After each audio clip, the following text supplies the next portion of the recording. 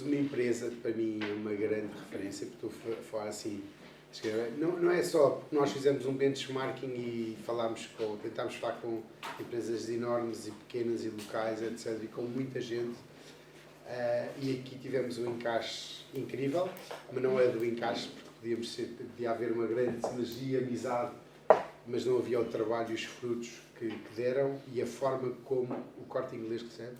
É um bocadinho à volta disto que eu vou falar. A PPDI é um parceiro nosso, do qual nos apresentou o Corte Inglês em muitas empresas e com o qual estamos muito agradecidos porque envolveu-nos, acolheu-nos e passou-nos uma certa responsabilidade por cuidar esta parte da inclusão com os refugiados em mútua aprendizagem. Ou seja, sabiam que nós íamos fazer imensas asneiras e que iam aprender com as nossas asneiras, e é verdade, e assim aconteceu. E depois sermos também testemunhas de um processo muito bem estruturado, que acho que é uma referência em Portugal.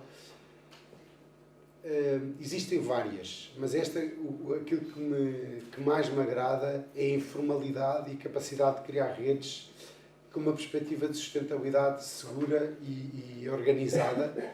Isso, para mim, como empreendedor e gestor de várias organizações sociais, fico mesmo feliz. Ou seja, perdura no tempo e dedica-se 100% ao essencial, à PPDI.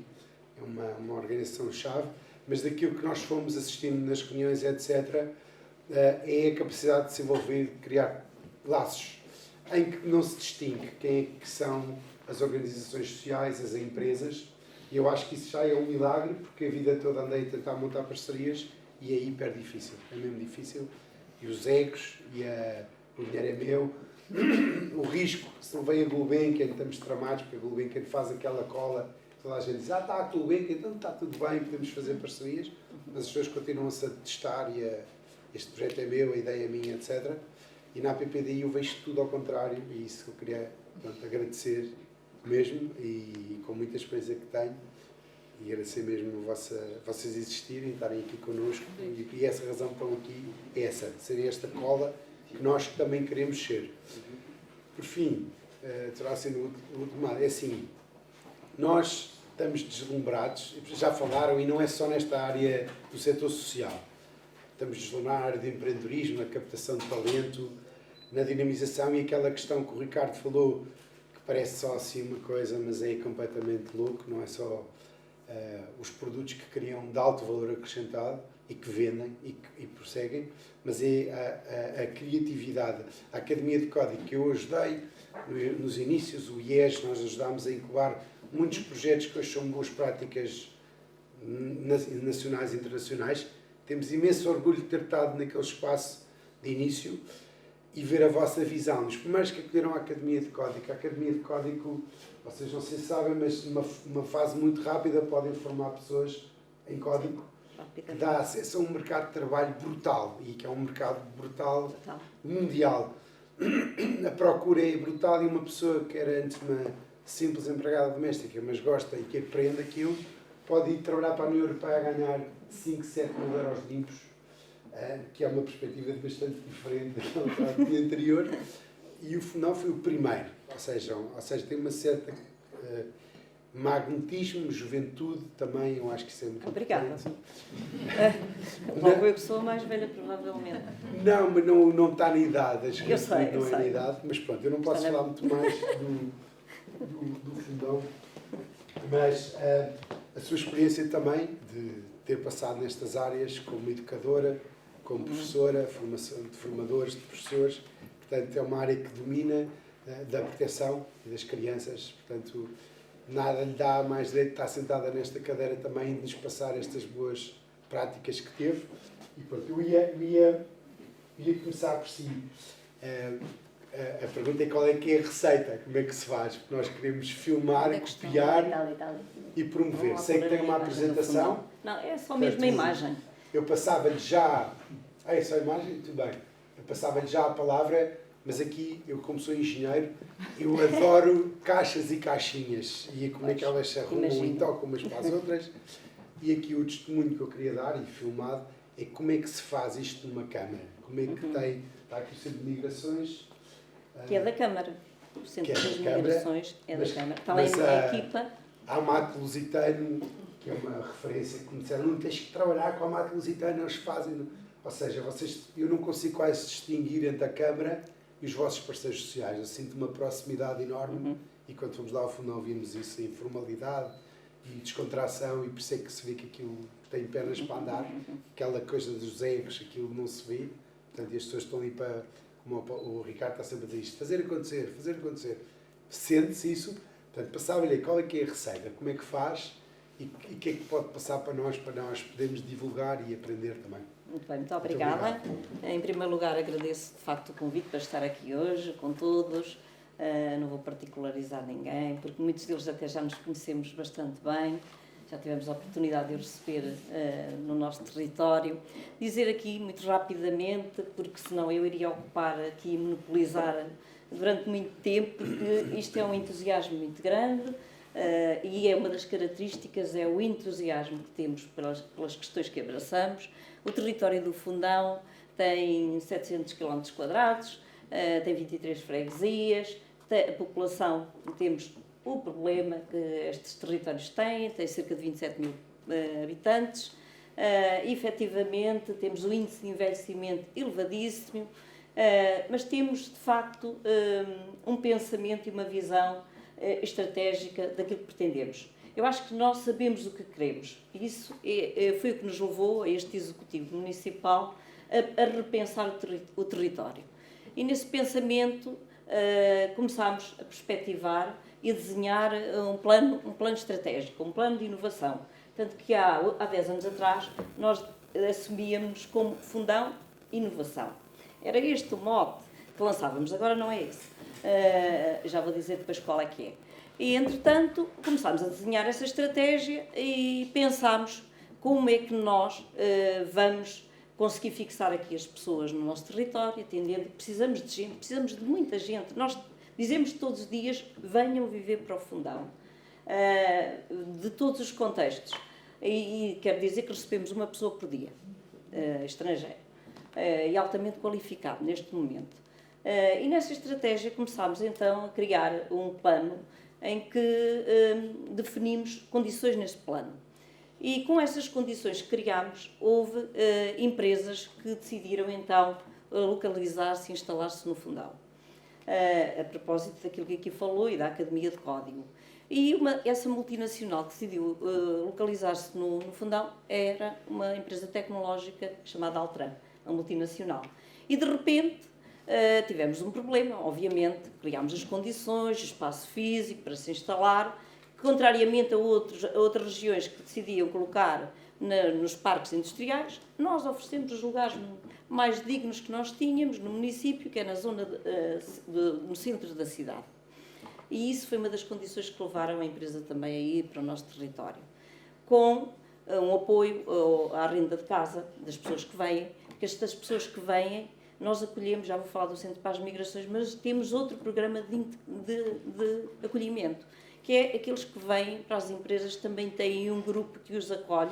Quando as pessoas vêm, por exemplo, essa empresa que eu agora falei, tem neste momento 40 nacionalidades diferentes, e quando vêm, têm tudo preparado, casa, já sabem para que escola é que vão os filhos, já sabem o que é que existe na comunidade, todo o tipo de serviços, são acompanhados também quando chegam à cidade, durante um período que necessitarem do nosso apoio.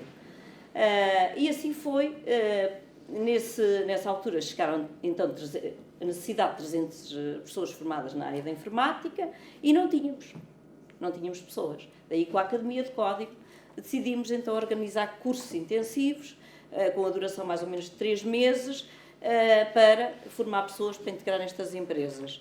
E no primeiro curso quero-vos dizer que lançámos, já fizemos depois mais de 16 ou 17 cursos, porque de facto há uma necessidade enorme, não apenas no Fundão, como em Portugal, como noutros países. De repente, com esse curso para 25 pessoas, tivemos 700 pessoas inscritas, do Brasil, das Ilhas Maurícias, do Nepal, do Marrocos, etc.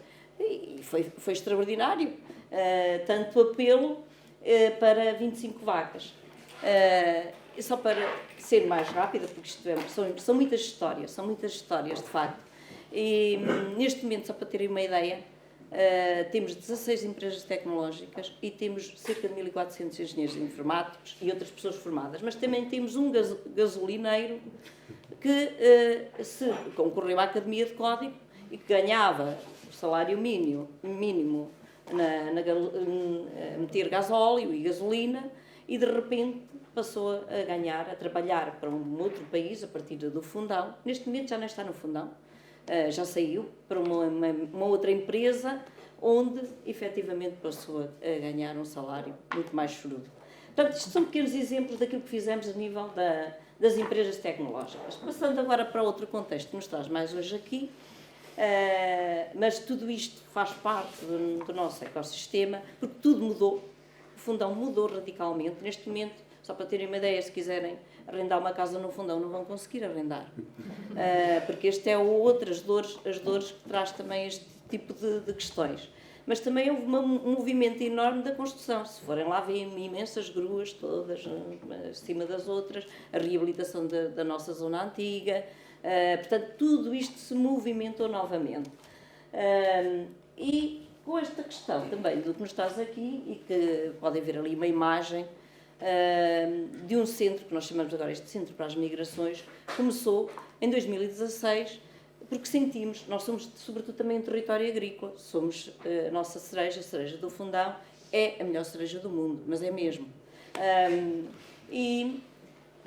Começámos a notar que realmente nessas alturas da colheita da cereja havia muitos migrantes que se deslocavam para o nosso território, como agora acontece noutras regiões do país, em que também nos apercebemos, e foi o município que começou também, porque atendendo a um território desta natureza, conhecemos todos os atores, todas as empresas, as pessoas conhecem, isto também é uma vantagem muito grande para estes territórios.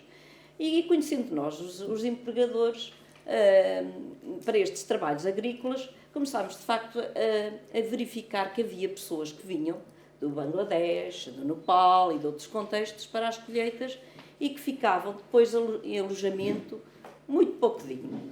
Então não podíamos ter uma cereja boa e excelente cereja e termos trabalhadores nesta situação. Então, com a ACM, criámos o primeiro centro de acolhimento para trabalhadores temporários. E onde é que o fomos localizar? No edifício de Voluto, que era um antigo seminário enorme, tem capacidade para mais de 300 pessoas, e na altura assim fizemos, e tem capacidade, foi a primeira valência, e assinámos com a Diocese e com o ACM para ali organizarmos um espaço que neste momento tem capacidade para 150 trabalhadores temporários, ali neste espaço. Posteriormente, também havia uma necessidade muito grande, também de uma escola profissional com já 25 anos, muito boa, e que havia muito interesse por parte dos alunos oriundos dos países da CPLP para ali irem estudar na nossa escola profissional, atendendo também à oferta formativa que a escola tem, e oriundos de Cabo Verde, São Tomé, Guiné, e que uma das condições que tinham que ter para virem para o nosso território tinha a ver com também o alojamento. E assim criámos a nossa segunda valência também em 2016, que é uma residência de estudantes para estes alunos. Tem outros alunos também, mas tem também capacidade para cerca de 100 alunos aqui também neste espaço. E a última, em 2018, o último apelo, que foi exatamente o nosso secretário-geral das Nações Unidas, que também é do Fundão, António Guterres é do Fundão, e apelava, quando o barco Aquários andava à deriva no Mediterrâneo, para recebermos esses refugiados. E o município do Fundão foi o primeiro e único município que disse sim, vamos receber os primeiros refugiados sem experiência nenhuma. Quero-vos dizer, sem experiência nenhuma nesse acolhimento. E assim recebemos os nossos primeiros, que neste momento já temos mais de 300 refugiados que recebemos de vários contextos do mundo. Mas também quero dizer que dos primeiros ainda lá estão a maior parte. E neste momento estão completamente autónomos, já têm filhos lá, têm as suas residências, onde já contribuem com os seus impostos, no trabalho completamente integrados. E que agora, e que não, a questão da língua é efetivamente um problema, mas nós não tivemos esses problemas porque, de uma forma informal, também quero dizer que esta questão só tem esse, digamos, sucesso porque temos uma equipa multidisciplinar de mais de 27 pessoas a trabalhar connosco. Mas foi o município que as colocou. Temos, por exemplo, ali connosco também a CEDICA, que já vem mais tarde, mas é afegã e é a nossa mediadora. Trabalha connosco. Muitos dos que vêm também ficam connosco mesmo, com o município do Fundão, para nos ajudar a integrar, a eles próprios ajudarem as outras pessoas. E isto é feito dessas coisas. Tudo em simultâneo, porque nós não recebemos, não é agora vamos tratar da educação, depois vamos tratar da saúde, depois vamos tratar do emprego. Não, é tudo feito em simultâneo. Só assim é que é possível essa verdadeira inserção, que eu não gosto tanto da palavra integração, gosto mais da inserção, e que essa verdadeira inserção só é feita dessa maneira, com todos, e a proximidade que temos com os empregadores, porque um dos objetivos, e temos aqui que as pessoas chegam, sobretudo os adultos, obviamente, é, de facto, criarem condições para trabalhar. Esse é o primeiro aspecto. Depois nós tivemos essa fase dos da Eritreia, do Sudão, dos barcos, depois tivemos cerca de 40 ucranianos que vieram. Antes disso, eu lembro-me que o ACM, de repente, o ACM lança-nos assim uns desafios extraordinários. Eu lembro-me do dia 31 de dezembro do ano passado e diz-me o Dr. José Reis, que não está aqui, mas que nos conhecemos tão bem, e diz-me: olha, tenho uma dificuldade enorme. Tenho uma família de 30 pessoas do Afeganistão que tenho que lhe encontrar residência para hoje. Isto, estavam em Lisboa para hoje. E eu pensei 2 segundos e disse: então venham lá, logo se vê. E acho que vinham, está a rir, mas é verdade, não é? E vinham no autocarro, eles já estavam aqui há 3 meses em Lisboa. E iam de autocarro para o Fundão, e imagino o pensamento. E começaram a ver as paisagens, muito, muito bonitas, não é? Mas não saberiam muito bem onde é que iriam ficar. E eu vi quando chegaram no autocarro, ali, as pessoas que ali estão, assistimos todos, e vinham com as panelas, vinham com todo o equipamento atrás. Aliás, até vinham com pão feito, a fintar ainda, que acabou de fintar lá no Fundão. E entretanto, o que nós sentimos com muitas crianças, eram cerca de 20 crianças e jovens, que ainda lá estão todos, e que vinham, e sentimos neles essa questão, dessa preocupação, desse receio, e o que é que nós conseguimos nos primeiros minutos? Conquistá-los pelo olhar, porque ainda por cima estávamos de máscara. Foi o nosso olhar, e nós dizermos, não era preciso falarmos, não falávamos, pronto, algum ou dois falava inglês, mas muito poucos dos outros falavam outras língua, inglês, sobretudo para podermos comunicar. E então foi esse olhar, essa segurança, que fez com que provavelmente ainda lá estejam hoje. E já estão também completamente autonomizados nas suas casas, as escolas, foi fantástico também a integração. Temos alguns problemas com as mulheres afegãs, e está ali a CEDICA, que também pode, porque também os acompanhou, faz o seu chá com as mulheres do Afeganistão, porque, como sabem, há as castas e são difíceis, algumas são mais conservadoras que outras, e é preciso fazer todo este trabalho integrado, porque se não for assim, não é fácil. De qualquer modo, dizer aqui um aspecto que eu acho que é muito importante. Estávamos aqui a falar até da questão da empregabilidade. Nós temos lá 2 médicos afegãos e nós não conseguimos integrá-los, porque têm que fazer um exame de português, um exame para a ordem, têm que fazer um exame. Isto é algo que nós devíamos todos rever, porque até eles poderem, já com uma experiência larga no Afeganistão, médicos com especialidades, um deles é urologista e que está sem emprego, porque não consegue, na área dele, tem que fazer outras coisas, que já tem que fazer técnico assistente operacional e outras coisas, porque na área dele é mesmo muito difícil. Ainda por cima, podíamos pelo menos exigir um exame em inglês, em português. É muito difícil integrá-lo na ordem. Portanto, eu peço desculpa de monopolizar, mas há tanta coisa que nós temos nesta experiência, destas vivências. Depois chegaram-nos os 140 ucranianos, que ainda estamos a trabalhar, ainda lá estão muitos. Agora chegaram-nos os timorenses, que assistam, estávamos aqui a falar do desporto, o João pode dizer como é que eles vivem o nosso futebol. É incrível. Pode dizer que quase que iam abafando o televisor, não é? Porque eles vibram muito mais que nós, mas pelo nosso futebol. É mesmo incrível. Portanto, é esta questão, mas também aposta muito para a empregabilidade na capacitação. Através de candidaturas temos feito imensas. Nós temos inúmeras candidaturas ao FAMI e uma delas é a capacitação. Os timorenses foi um exemplo muito interessante ao nível da capacitação, porque nós não queremos que as pessoas venham só por 3 meses. Nós queremos que as pessoas venham para lá ficarem. Então, o que é que apostamos? Capacitação. Eles agora vieram para as colheitas, por exemplo, da amêndoa em setembro, mas agora estamos-lhes a ensinar como é que se podam as árvores, como é que se manipulam as máquinas ligadas à agricultura. E isto já levou a muitos empregadores a ir buscá-los. Foi isso que permitiu, porque não há pessoas capacitadas nestas áreas. E é isto que a verdadeira sensação é esta. Eu peço desculpa. Nada. Nos dera a nós ter muitas pausas da vida e é muito bom quando as encontramos, mas no fundo aqui o objetivo da nossa associação e do projeto é que as organizações consigam perceber qual é a mais-valia de pensar em diversidade e inclusão.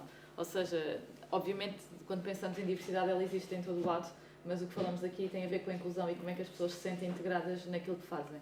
E, portanto, um bocadinho do nosso foco é como é que nós podemos ajudar as organizações que, de alguma forma, já deram este primeiro passo de se juntar a nós, ou seja, de assinarem a Carta Portuguesa para a Diversidade, e depois como é que nós podemos apoiá-las para implementarem uma estratégia concertada que se traduz em medidas concretas para que as pessoas possam sentir quem elas são. E isto é uma estratégia de atração, mas também de retenção de talento, que é um dos desafios que, diria, que vivemos hoje em todas as áreas. Obviamente, as engenharias e tecnologias, como inevitavelmente falávamos, são umas áreas de grande desafio e também em termos de atração de talento feminino, mas no fundo o que nós queremos é que a adesão à Carta Portuguesa para a Diversidade seja só o ponto de entrada. Claro que depois, se calhar, estamos a falar aqui de empresas, mas também de organizações empregadoras, porque também a economia social é uma entidade empregadora que também tem que fazer este caminho de olhar para dentro. Mas, no fundo, o que nós queremos é sensibilizar aquelas que ainda têm menos trabalho feito e, portanto, que a sensibilização seja uma forma também de capacitação para começar a implementar. E depois há empresas que já têm mais caminho de alguns anos de trabalho, diversidade e inclusão e que, portanto, já exploraram várias dimensões da diversidade e, portanto, inevitavelmente mais sensível à questão aos fluxos migratórios, à questão das diferentes origens e, portanto, deparam-se por serem, exatamente nesta questão da atração e retenção de talento, por terem pessoas de diferentes origens e isso faz com que, inevitavelmente, tenham que gerir aqui as questões culturais. Portanto, aqui a ideia é, por um lado, temos empresas a 2 tempos, e essa é uma mensagem que acontece, há aquelas que ainda não pensaram sobre diversidade e inclusão de uma forma estruturada e, se calhar, as suas práticas ainda não são muito favorecedoras e não permitem também a integração destas pessoas, mas há as outras que já têm vindo a fazer caminho. E, portanto, tentamos apoiar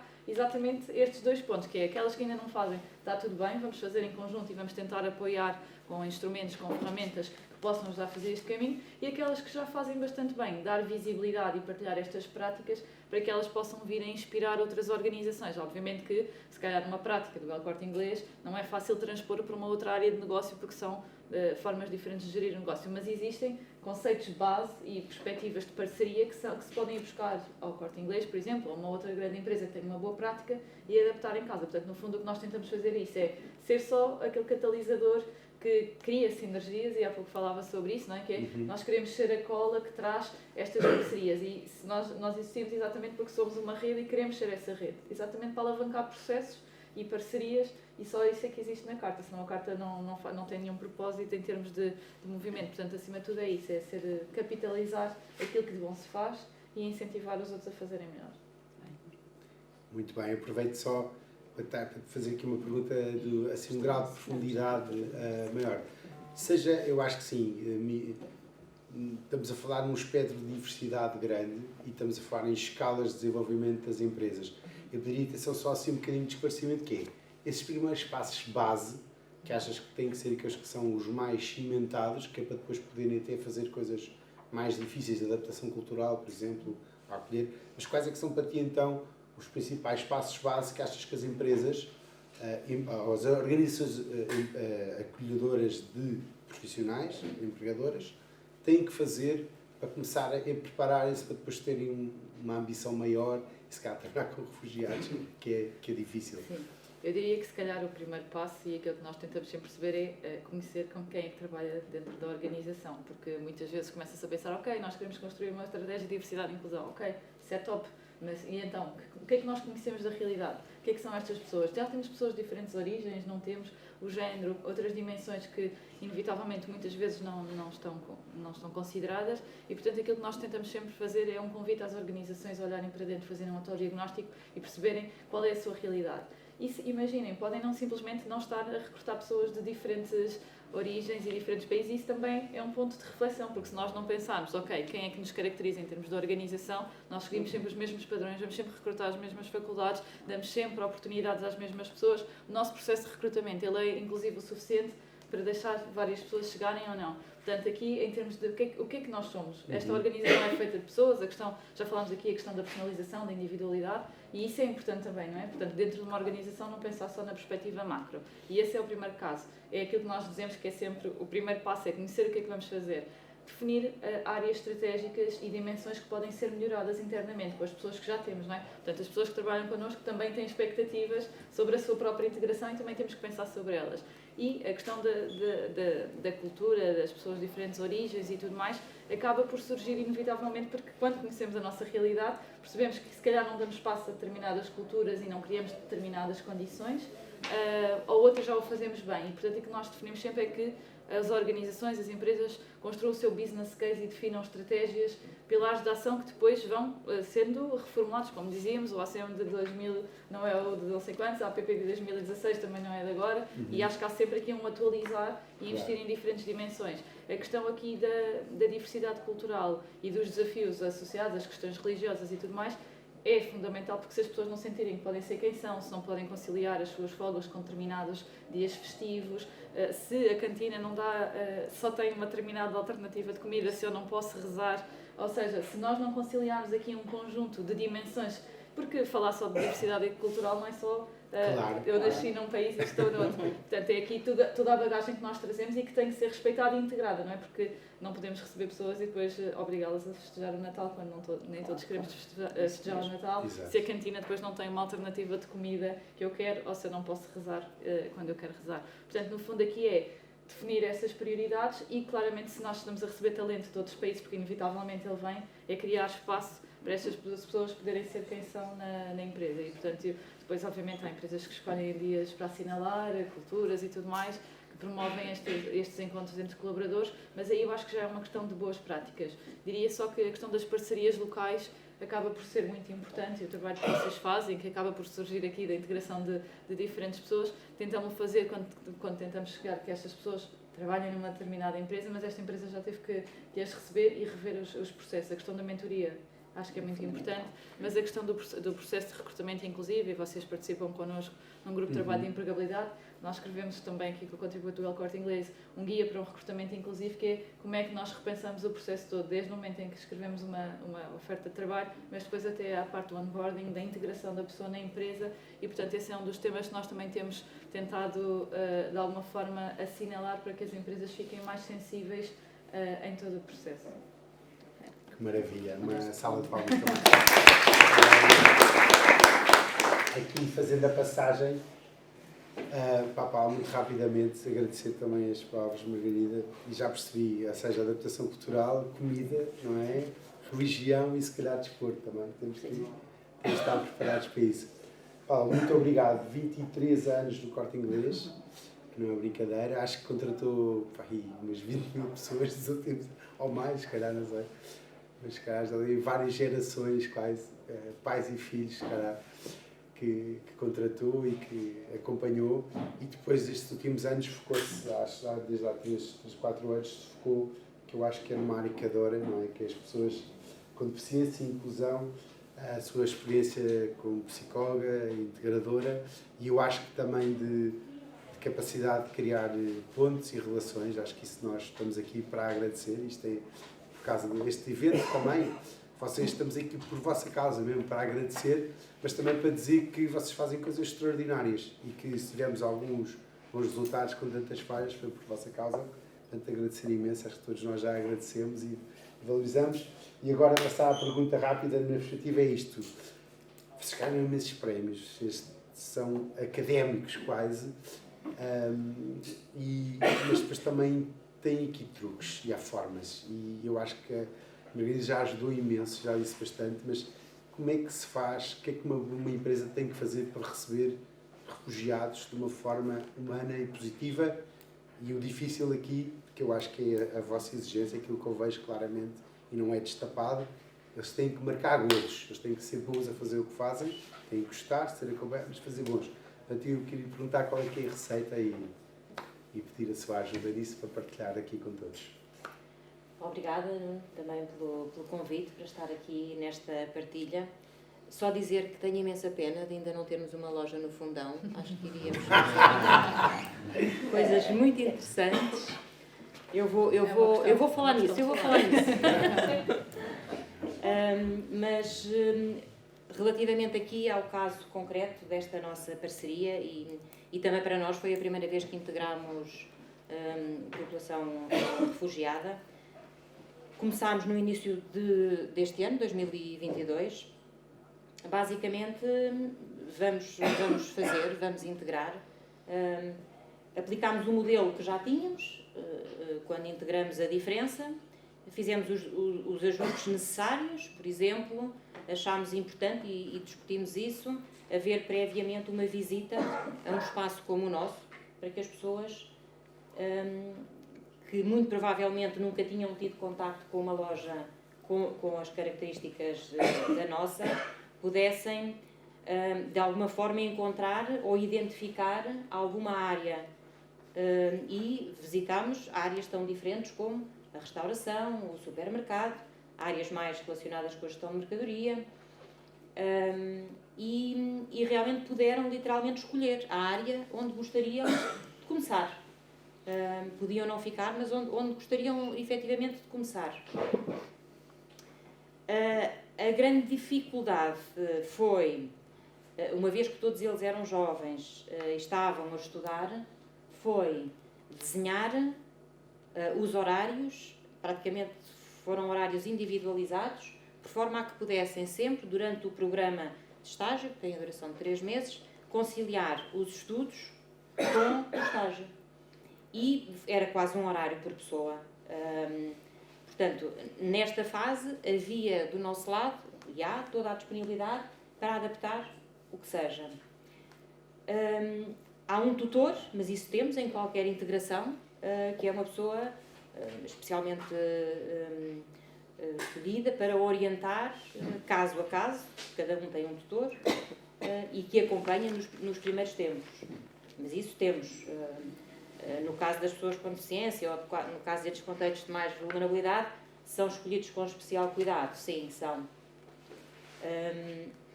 Depois, o grande segredo. Eu acho que existem aqui 2 coisas que nunca podem faltar, que é, da nossa parte, um acompanhamento muito intenso, e por parte da instituição parceira o mesmo acompanhamento. E haver ali um triângulo de comunicação muito fácil, muito ágil, que pode ser um WhatsApp, que pode ser um contacto telefónico, pode ser um e-mail, mas muito ágil e muito rápido. Normalmente, não sou eu que estou no terreno com eles, e quando alguma coisa chega a mim já é mau sinal. Se eu tenho que intervir, nesta fase já não é um bom princípio. Quer dizer que algo não está a fluir como deve ser. Corrijam-me, eu tenho os números de cabeça, mas corrijam-me. Estamos a falar de 13 integrações. Atualmente? Desde o início, integrações. Desde o início, 13, 18. Pronto. 5 contratados, 5 estágios a decorrer neste momento. Exatamente. 6 estágios e 5 contratos. 5 contratos, 6 estágios que estão ainda a decorrer neste momento. Mas efetivamente foi o que o Nuno disse. Têm objetivamente que mostrar. E houve quem ficasse pelo caminho? Claro, como qualquer situação normal. Trabalhar no retalho não é fácil. É muito duro e quando falamos especialmente no retalho alimentar ou na restauração, é muito duro, sabemos todos, é muito exigente, mas é o caminho que temos para oferecer.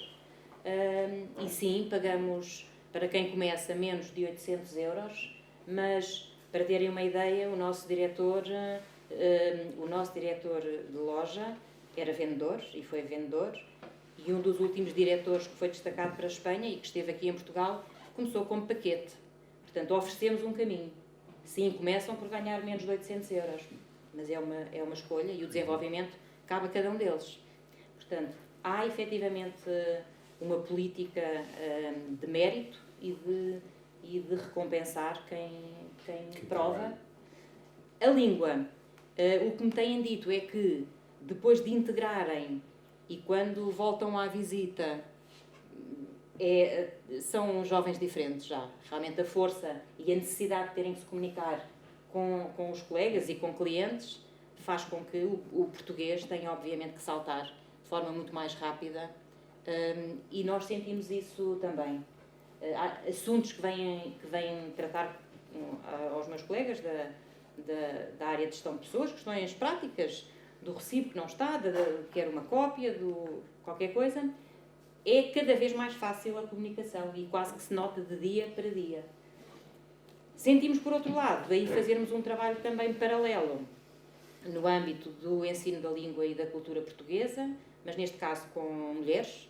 Temos um grupo de 8 ou 9, vêm 8 são praticamente sempre constantes, que estão a fazer um programa de 6 meses connosco, através de um parceiro, que é a SPIC, de ensino de língua portuguesa e de cultura, com um programa que não foi feito por nós, está desenhado, é muito prático, é com muitos exemplos, e lá estão a meio, portanto é um ciclo de 4 níveis de aprendizagem, estão a meio, e tem sido uma alegria, mas tem sido também uma evolução de um grupo de mulheres que chegou ali à nossa recepção, que vinha começar. Nós cedemos as salas e cedemos voluntárias.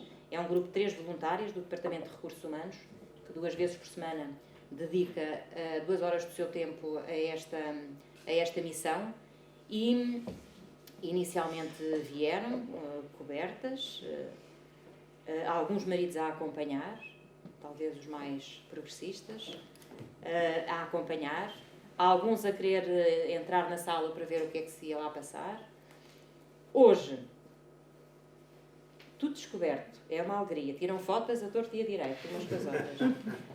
Há maridos que se inscreveram porque também querem vir para as aulas. Isto é só mulheres, foi o acordo que foi estabelecido, não é? Não, aqui esta discriminação, mas o programa está definido assim. E tem sido também para as nossas voluntárias uma aprendizagem muito grande. Nenhuma falava inglês, e havia uma delas, nesta sala há sempre carrinhos de bebés, porque elas não têm com quem deixar os filhos, e crianças, e todas muito atentas. Havia uma filha adolescente que já falava um bocadinho de inglês. Era a ponte que nós queríamos, um pedacinho de ponte, assim, muito rudimentar, mas foi a ponte que encontramos.